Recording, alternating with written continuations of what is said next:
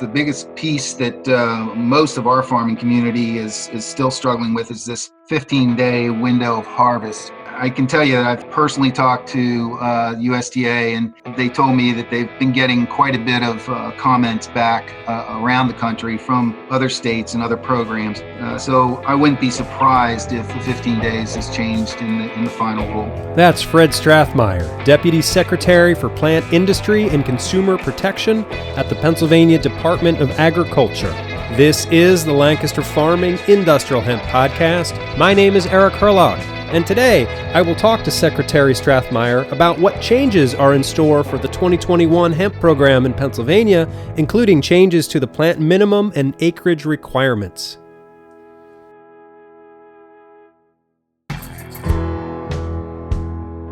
So before we get too far into the show, I just wanted to remind you again about the Pennsylvania Hemp Summit. It's coming up next week, December 8th and 9th. And if you're wondering why I always talk about this, it's because Lancaster Farming Newspaper and this podcast, we are the media partner for this event. And I'm really proud that we're involved in this. You know, I'm proud that Lancaster Farming Newspaper has been on the forefront of the hemp industry, you know, since before the Farm Bill made it legal. And I feel this is just an important and necessary place for agriculture to go. You know, farmers, in my opinion, do some of the most important work in this world, and the world needs a lot of work right now. And so we see farmers stepping up to do this work too, and they need all of the knowledge and tools to succeed. That's why I'm really proud to be involved in the Pennsylvania Hemp Summit.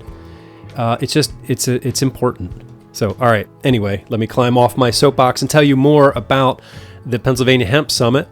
It's 2 full days. It's a virtual platform, you know, so you don't have to drive anywhere or make reservations at a hotel. You just do it from your house. 2 full days of educational opportunities, networking opportunities, all kinds of great stuff, all sorts of different panel discussions and keynote speakers. And it's the kind of thing that, you know, you can watch it asynchronously. That's the term that, you know, my kids in cyber school are familiar with now. So you don't have to watch it in real time. You can come back and check it out. I'll be hosting a panel about growing hemp. It's called From Seed to Sale. I think it's on the Tuesday, December 8th at around 10:30. I will be joined by Steve Groff, Chet Lapp, and Peter Hughes, all of whom are sort of Lancaster County-based hemp growers or processors or, you know, just people involved in the space. And there's a lot to learn, so I hope to see you there. You can learn more about the Pennsylvania Hemp Summit at pahempsummit.com.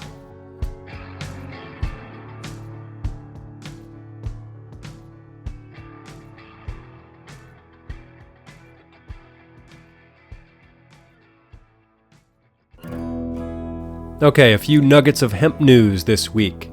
The first one comes from the Phoenix Business Journal. The headline is Cannabis Legalization Bill Set for Historic U.S. House Vote. The story says that if everything goes according to plan, a full chamber of the United States Congress will this week vote for the first time on a bill to end federal cannabis prohibition. Majority Leader Steny Hoyer late last week advised members that the Marijuana Opportunity Reinvestment and Expungement Act, the MORE Act, would be among bills taken up by the House sometime between Wednesday evening and Friday. The bill would deschedule cannabis, expunge many convictions, tax sales at 5%, invest in grant programs with a heavy focus on social equity, and it would give cannabis businesses access to small business administration loans. The chief sponsors of this federal bill are Representative Gerald Nadler, Democrat from New York in the House, and Senator Kamala Harris, Democrat from California in the Senate. Passage in the House is expected, but seems unlikely in the Senate. Still, advocates say it will be a powerful signal to both the incoming Biden administration and Congress that legalization is on the march. So I wonder where Mitch is on this. Come on, Mitch, where are you? Industrial hemp. All right, next story. This one comes out of the Des Moines Register. The headline is Farmers Hoping to Cash In with Iowa's First Legal Hemp Crop Find Hard Work and Risk. Some of it had to be destroyed. So the story focuses on a few farmers in the state, but I'll just pick out a couple of paragraphs here. Iowa farmers planted hemp on about 680 acres this year, according to the Iowa Department of Agriculture. Growers are hoping to cash in on a burgeoning market for hemp-derived CBD. It's a $5 billion market that is forecast to grow rapidly over the next few years. But keeping hemp's THC levels within the legal limit was just one of the host of hurdles Iowa's initial batch of growers discovered. The state says it's difficult to determine exactly how much hemp was harvested, since farmers could grow a varying number of plants on each acre. About 13% of Iowa farmers' hemp fields had to be fully or partially destroyed because the THC levels in the plant exceeded 0.3%, the maximum allowed under state and federal laws. I'll just point out here that is a waste. It's a waste of people's time. It's a waste of people's money. It's just a waste of good plant material.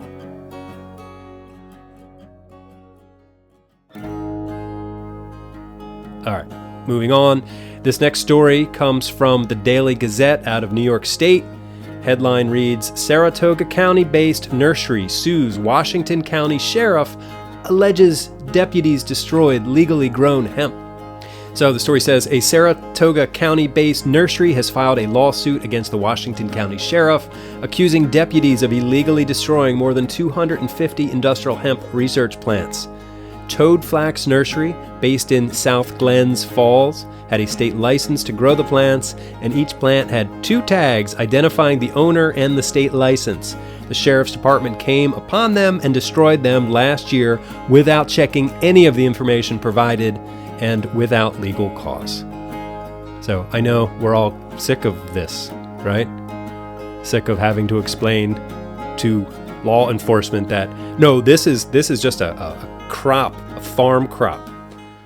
And then one last bit of Pennsylvania hemp news, and I'm sort of scooping myself here because we talk about this in the upcoming interview with Fred Strathmeyer. The application process for 2021 permits for hemp in Pennsylvania opens this Saturday, December 6th. And you'll hear a lot more about the parameters of this next year's program in the interview coming up. All right, hope you enjoy the show. Here we go.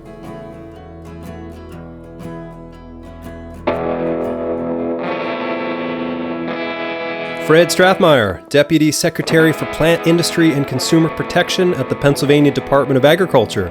Welcome back to the Lancaster Farming Industrial Hemp Podcast. Good morning, Eric. It's good to be back. We've had some good conversations in other days, and looking forward to this one. Excellent. Well, Fred, it's December. The year is almost over. Can you sort of take a look back at the year in hemp in Pennsylvania, talk about the challenges, the successes, that sort of thing?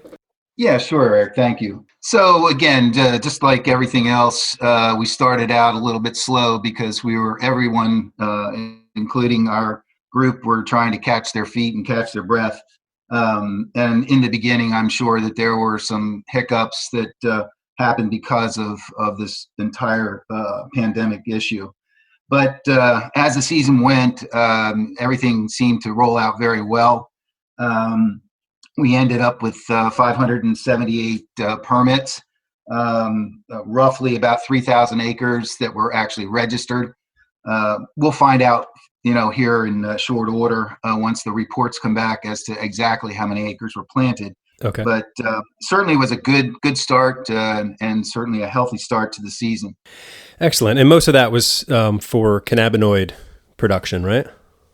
The percent, it was a higher percentage of the cannabinoid, yes. Okay. But still we see an increase in some of the fiber grows, right? Absolutely. It's the area that certainly for me has been the most promising because it comes with less baggage, meaning there's you don't have to worry about so many regulations as you do with CBD. And so it's been encouraging. I've been able to talk to some farmers throughout the summer. They're looking at different markets, different ways to market it, and it's just very encouraging. What sort of challenges did this COVID thing throw your team, and how did you surmount those challenges? Well, I think the biggest thing is the access to our offices, because as you know, once you get into a rhythm and you have all your pieces of the puzzle sitting there in front of you, it's not as difficult. but just managing, being able to keep our employees safe was our first and foremost. That was our concern. So we had to figure out ways to make sure that they were always safe. Eventually got through that, and just again got through some of the hitches in the beginning. But like I said, I think that at the end of the day, the year has gone very smoothly, considering the 2020. Right. Were there many crops that had to be, flagged for being hot? I don't have that number exactly, but Eric, yes, there were some. I didn't hear that it was anything worse than in years past. Mm-hmm. There were additional new varieties that were introduced. So with those new varieties came some challenges. Right. But overall, I wouldn't say that it was exceeding a big, huge number. Right. If you remember, we did try to get information out there to our farmers, and so I think that most followed the suggestions of varieties. So right.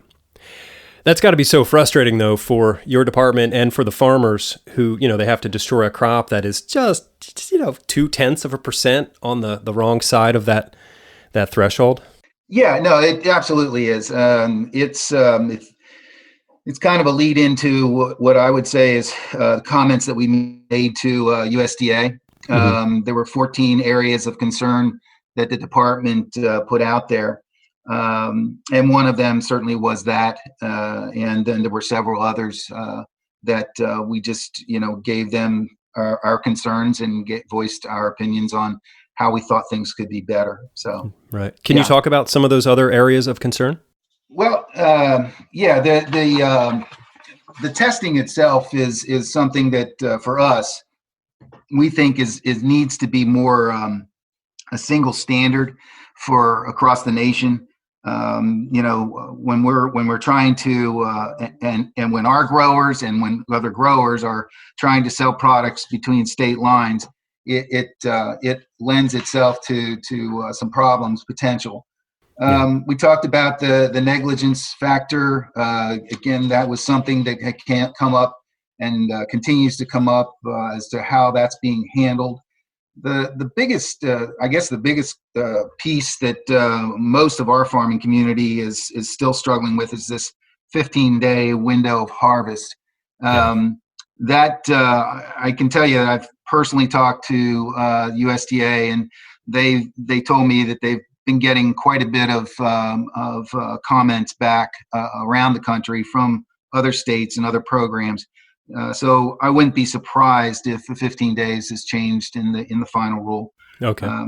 They're looking to get that final rule out sometime in January or February. Good. Okay. Along with, Do you think that'll go up to 30 days or even more than that? I don't know, and I wouldn't even want to speculate. Sure. I just know that it certainly was something, Eric, that they were hearing from people, other states, other programs. Yeah. And this year, your department had sampling agents going out to the field, like independently contracted sampling agents. How did that work, compared to 2019? It worked pretty well. Like anything new, it had a few little glitches, but by and large, it went across very well.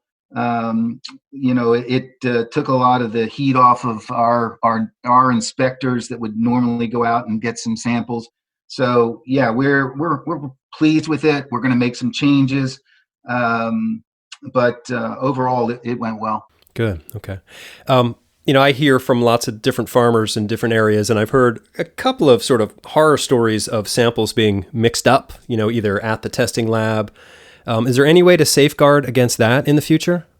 I'm sure there is. I mean, I'm not going to give you that here's how we're going to fix this thing. Mm-hmm. But what I can tell you is that you saw for the first time this year, we were able to use the Department of Health's laboratories. Right. So it's things like that where you see this collaboration between agencies, and I think that with that will come more standards, and I think that this will eventually eliminate some of these problems that you're alluding to. Okay.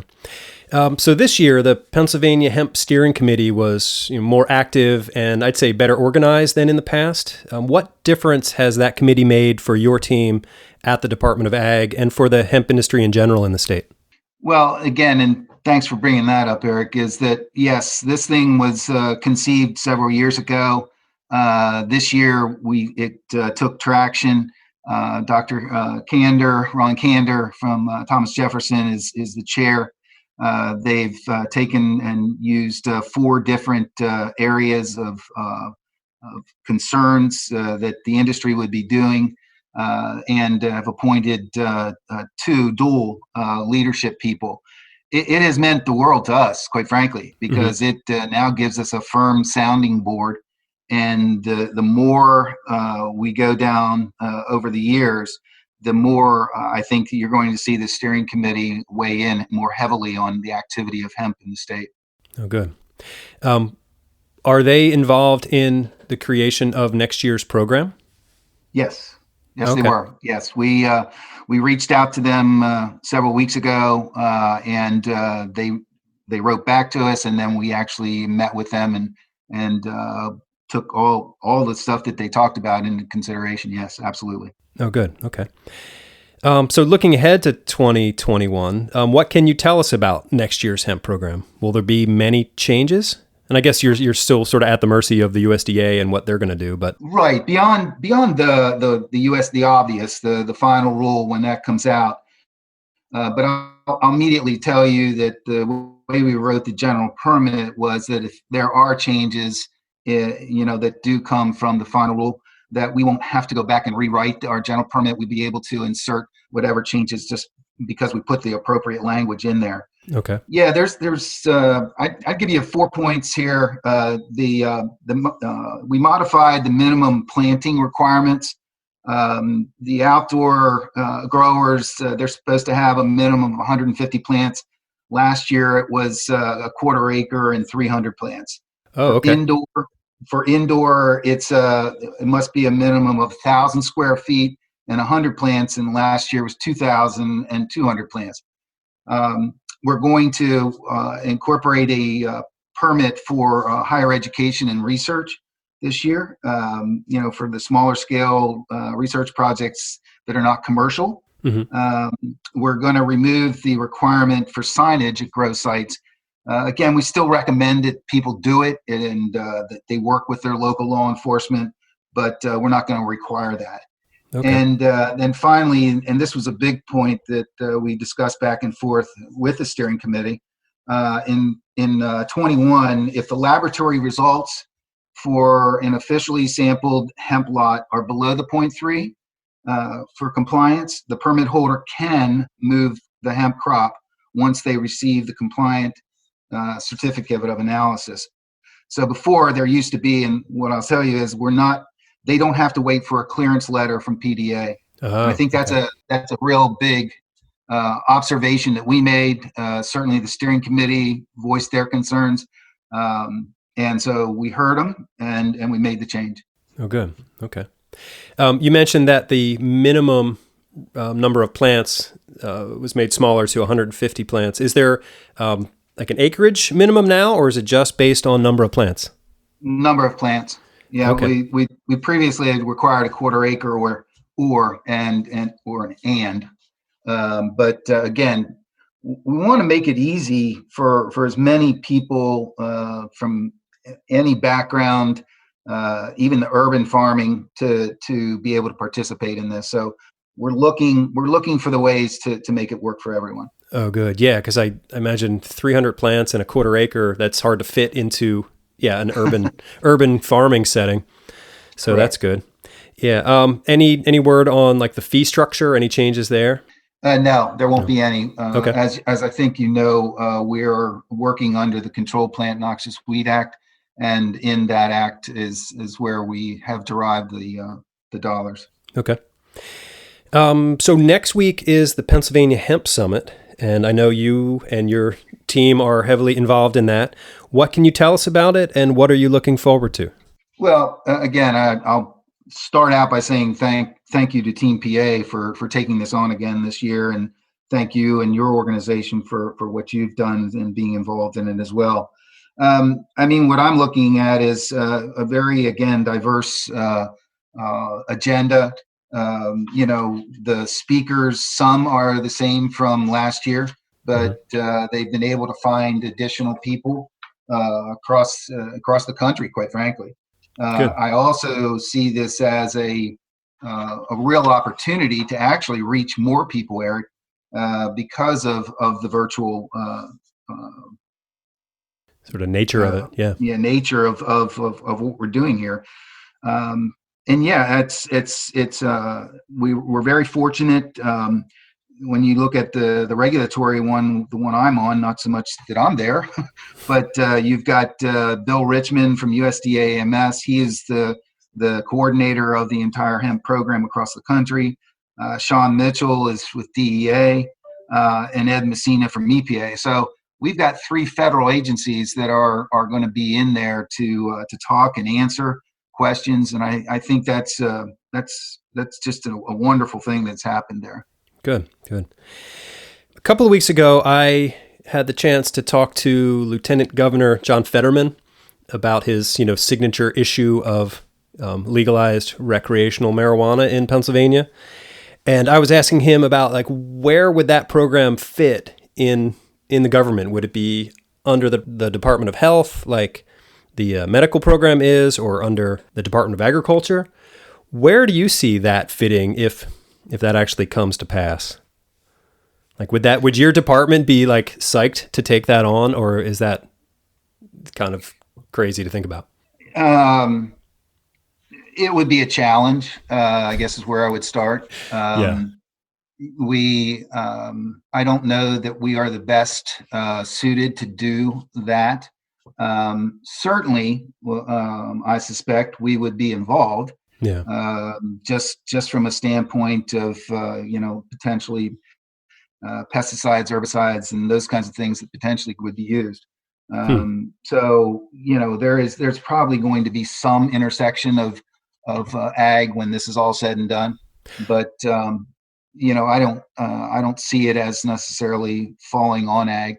But again, we just don't know. Right. I mean, in my opinion, it seems like it would be in ag because it's people growing plants. Well, from that standpoint, you're correct. From the other side of the coin, it tends to lean towards health. Right. So that's where, and maybe it becomes a dual proposition. I know that I can tell you that Mr. Collins and myself over at Department of Health have been working very well between our teams at Health and Ag. It is how we ended up with the laboratories. He and I worked that out, and so yeah, we're always working with Department of Health, Eric, and so I'm sure that when this comes up, we'll be working with them going forward. Right. It's such sort of a complicated political issue too. Yes. That's an understatement. Is there anything else about the summit or the hemp program that you can share with us? When will the permits be available? That's where I was going to go. Good tie-in. So the hemp, the general permit will be published in the Pennsylvania Bulletin on December 5th. That will open the 2021 hemp permit application period. So the answer is December 5th. Once it's published, that's when the program can begin people can start to apply. That's great. Yeah. I'll put a link up on the show page for this episode so people can click right into it and start their permitting process for next year. Yep. Well, Fred, it's great to talk to you. Thank you very much for your time today. Well, I appreciate you taking the time to do this as well.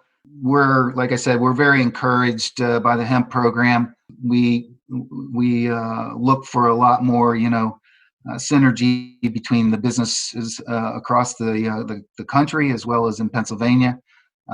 Lots of opportunity, and again, just looking for a really good 2021 year. Good. Oh, one more question. Do you know of any plans to build a decortication facility anywhere in the state? I've heard a few people sort of talking about it, but is there any concrete plans that you know of? Not that I know of. I know that there are some people talking to some companies out of Kentucky to potentially come here in Western PA. I do know that there's been some talk up in the Williamsport area. So yes, but all that talk, Eric, in my mind is where it needs to be. We need processors here. Yep. We need to look at how do we entice these people to come. But part of that's going to be on our community of farmers, that their willingness to grow the crop and to grow it in the appropriate numbers that require the number of acres or even the species. So, but we're really encouraged. Yes, there has been some talk of different companies coming here and starting up. Yes. Good. That's what we need. Yeah. I mean, we've got great farmers here, and I believe they can grow a good fiber crop. And yeah, I agree with you. I mean, that's sort of where this industry needs to go. Sure, CBD is wonderful and all that, but no, to make real progress, I think we need to get heavily involved in fiber here in Pennsylvania. Yeah, I agree with you, Eric. I look at the opportunities in housing and, what it means to the potential, to have a greenhouse, to have something that's safe, the air they breathe and all that. The opportunity to, save on the utilities because of how good this product is. Those are all things that I think, I hope will get weighed more heavily as we move down the road here. Good. Yeah. Yeah. I was at a hempcrete workshop back in September, and yeah, it was mind blowing. It was just sort of very easy to put together. It was like 3 components: lime, water, and hemp herds. And they were just making walls out of it. It was fantastic. So yeah, that's exciting and very promising. Yeah, actually, and I'm going to put a plug in here out please. In Western PA. Don Services is going to be renovating a home in April, and they're going to be using hemp where they can. So I'm anxious to see how that all plays out, Eric. Yeah, I spoke with them a few weeks ago, and yeah, that project sounds amazing. So good stuff here in Pennsylvania. Absolutely. All right. Well, Fred Strathmeyer, thank you so much for your time today. It's great to talk to you, as usual. Yeah, sure, Eric. Thank you. That's Fred Strathmeyer, Deputy Secretary for Plant Industry and Consumer Protection at the Pennsylvania Department of Agriculture. I'll have a link on the show page for this episode to the Pennsylvania Department of Agriculture's hemp page, so you can start that permitting process as soon as possible. And just note that this Saturday, December 5th, it opens for mail-in applicants only. Online applications are expected to open in January of 2021. And please note that each property where hemp is grown requires a separate permit. An initial permit costs $150. Permit renewals are $50. Applicants interested in easier application, renewal, and online payment are encouraged to wait until January, when the upgraded system is expected to be available. All right, well, that does it for today's show. Thank you for listening. If you've got any questions about something you heard on the show today, drop me a line. Send it to podcast@lancasterfarming.com. I'm happy to field your questions. If I don't know the answer, I'll try to find the answer for you, okay?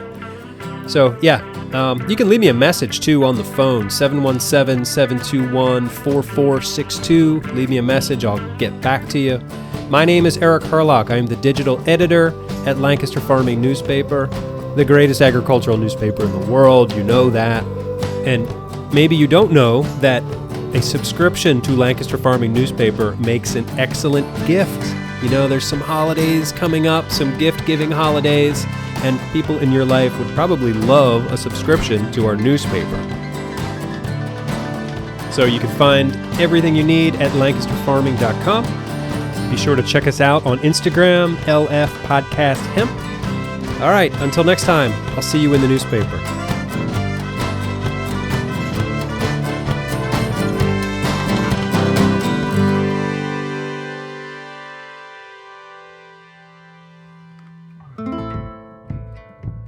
Episode 111 of the Lancaster Farming Industrial Hemp Podcast is copyright 2020 by Lancaster Farming Newspaper, which is part of the Steinman Communications family. Today's show was written and recorded, edited, and produced by yours truly, Eric Herlock, and any music you hear throughout the show is always courtesy of Tin Bird Shadow.